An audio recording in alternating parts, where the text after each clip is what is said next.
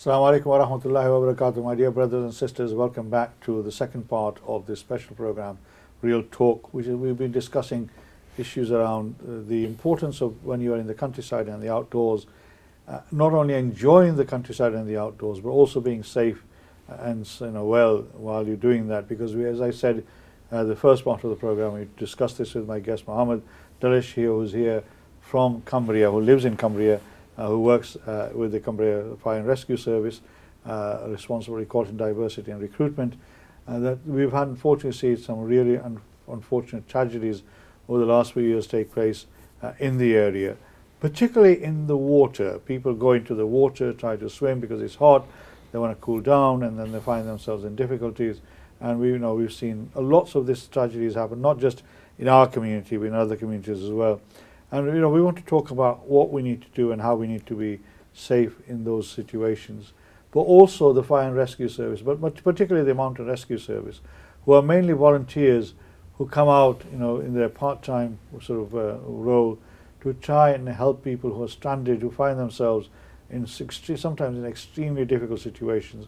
I mean, we hear many times, particularly in Scotland, in the mountains, particularly in winter and bad weather, where people go out with a good intention of hiking and exploring the outside, and then find themselves in real difficulty, sometimes on their own. And if it wasn't for their mobile phones, they'd probably end up losing their lives. So Mohammed, let's come back to this issue about safety in the water as well. I mean, I know we ended on the environment, we'll come back to that. But I mean, most of the tragedies happen in water. It's very rare it happens. I mean, somebody might be walking and may slip and break their leg, but that's sort of rare occurrences. But in water, we've seen many tragedies happening in water. I mean, that must be of particular concern to you as well. That is, and particularly when the weather gets hot. Yeah. So it might be sort of 30, 40 degrees out in the sun, but the water is still sort of down at 7 degrees or so, and cold. And it may look nice and serene and beautiful, and you sort of think, I really want to get in the water and cool down. Right. But what you don't know is what's happening underneath the water.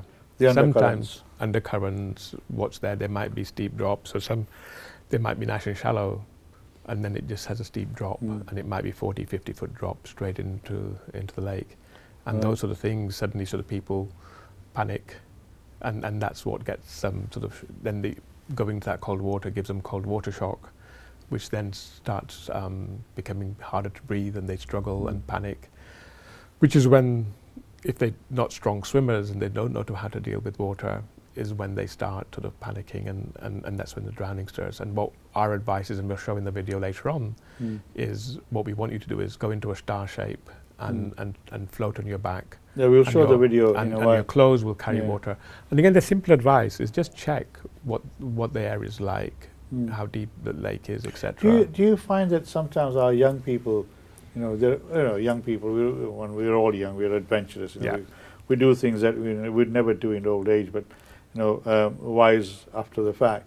But do you feel sometimes our young people, because of the exuberance I suppose they have, that they, the devil may care attitude, and they just take the plunge, literally speaking? Yeah, they do. And there's also peer pressure as well.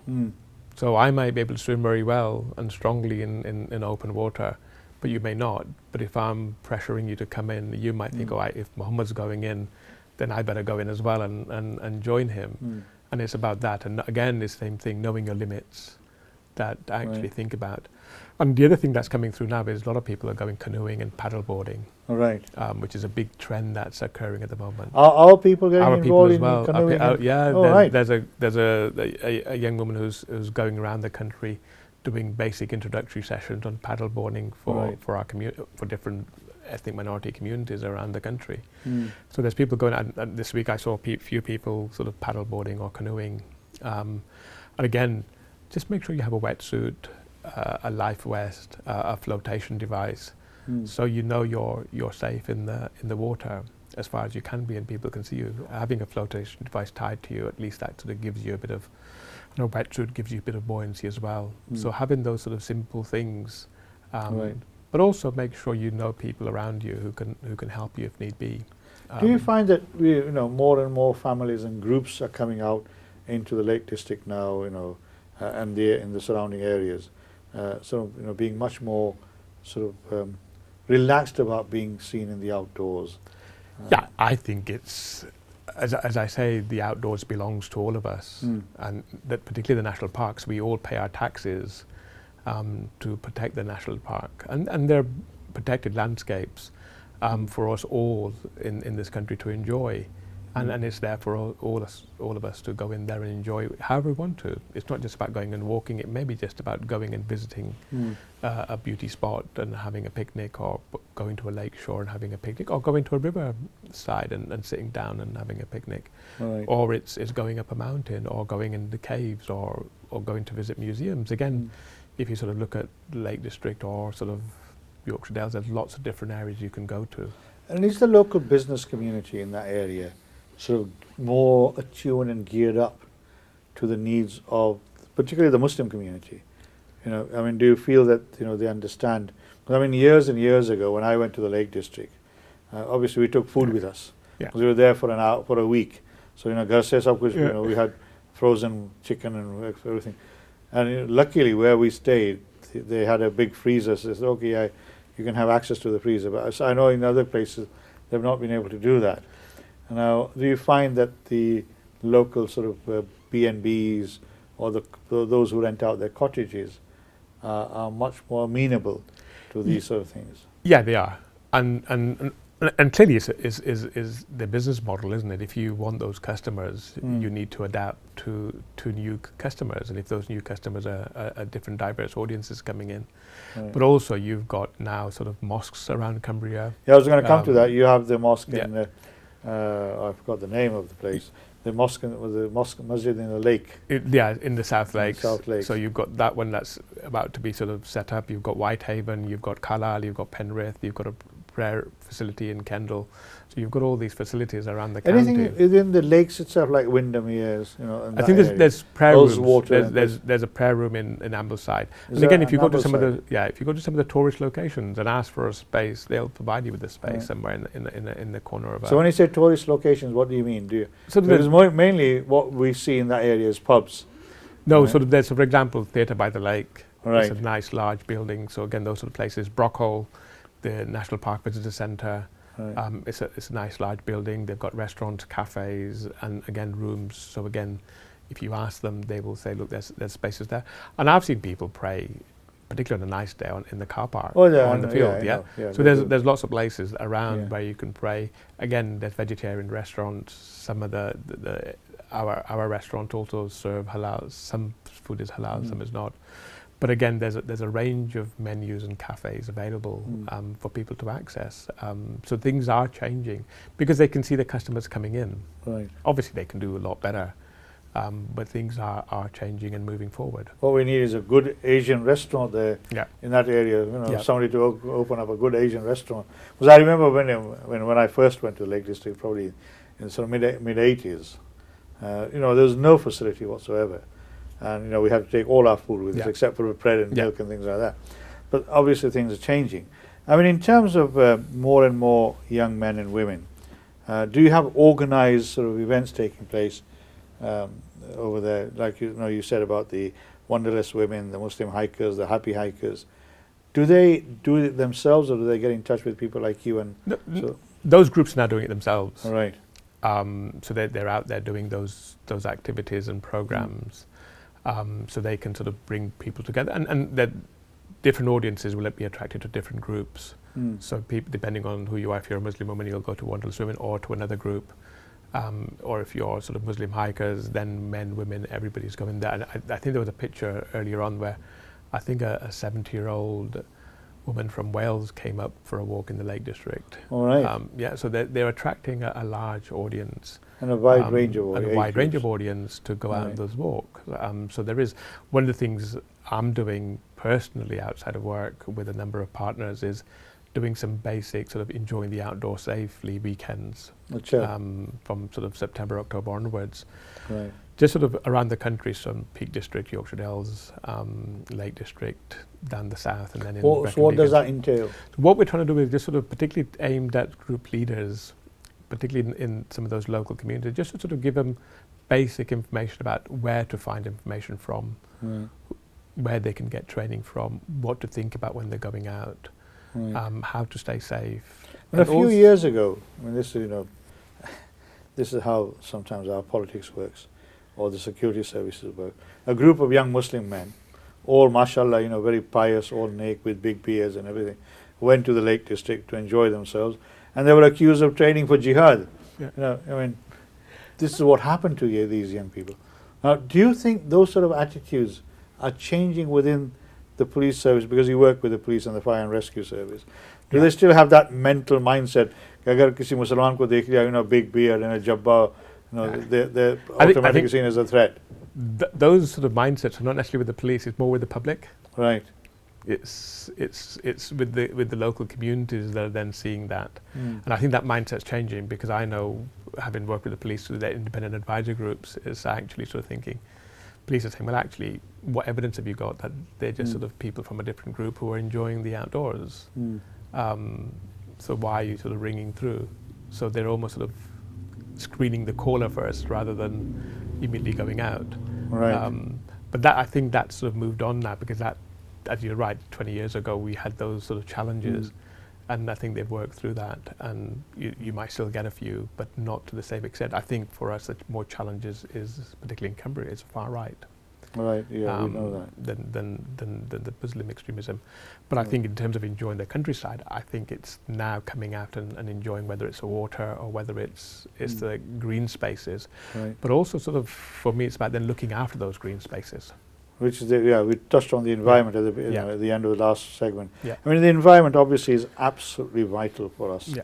And we're seeing the impact of climate change. Although there are a few people who are deniers, I'm not one of them. And well, even if there was no climate change, we as a Muslim, if you believe in Allah, and if you believe in the sayings of the Quran and the Prophet ﷺ's hadith and all the messages that he brought to us, then one of the fundamental issues in Islam is that we have responsibility for the environment as much as we have for everything else, for our parents and our siblings, and for praying namaz, etc., and keeping the roza.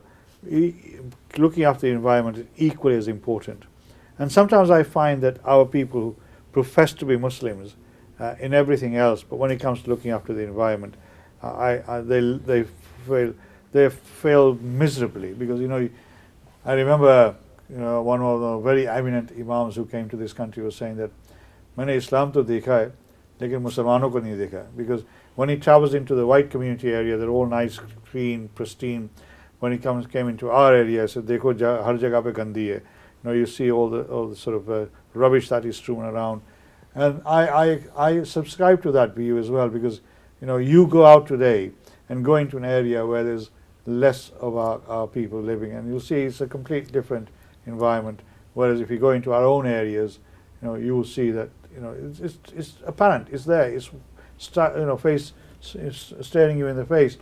So for you, for example, living in this amazing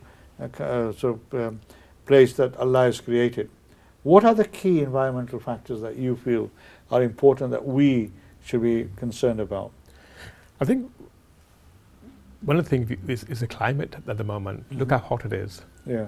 Yeah, we hit 40 degrees in some parts of the country a few weeks ago, and we saw what happened in some parts of the country with the wildfires, and that's something that's really important to sort of think about in terms of what's These are people coming and starting barbecues and things like that? Yeah, and alhamdulillah, in Cumbria we didn't have anything, because we did a lot of proactive work with the visitors to say, look, no campfires, no barbecues, just to protect.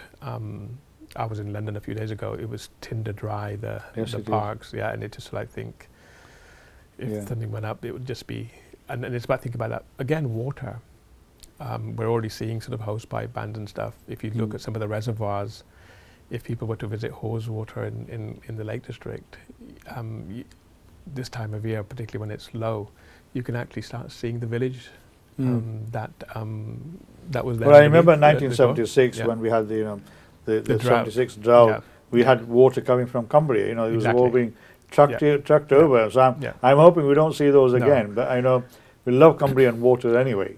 And it's about just protecting the environment and the trees and again not leaving litter behind, because again it's sort of making sure you take the litter home. It's leave no trace, the message we give out, and respect, protect and enjoy the countryside.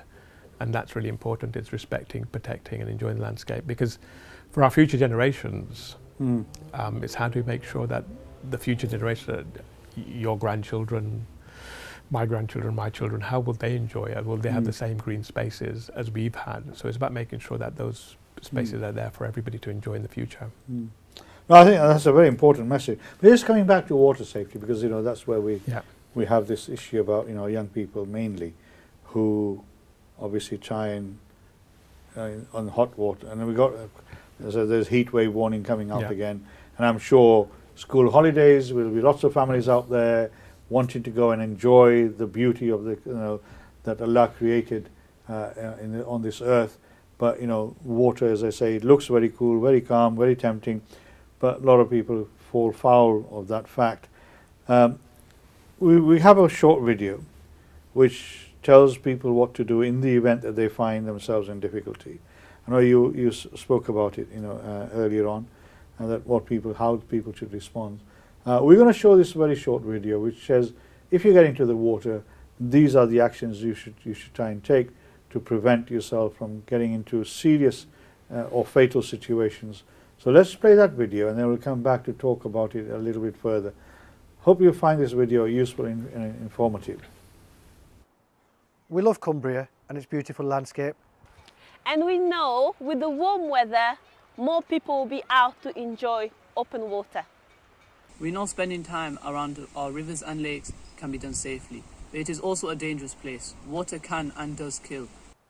We want you to enjoy Cumbria, but to do so safely. Water can kill, so we need to spread the water safety messages as far as we can. Keep an eye out for others around you. Many of our waters are isolated. We need to be sensible. Rivers, lake, reservoir may sometimes look inviting, but often they will have hidden underwater dangers, which will put you at risk. Unpredictable current can pull even the strongest swimmers below the surface. As hot as it is on a day like today, the water can still be freezing cold, which can lead to something called cold water shock. If you ever get into trouble, remember, float to live. You should fight the urge to panic. Lean back, extend your legs, and float on your back like a starfish until you get your breathing under control.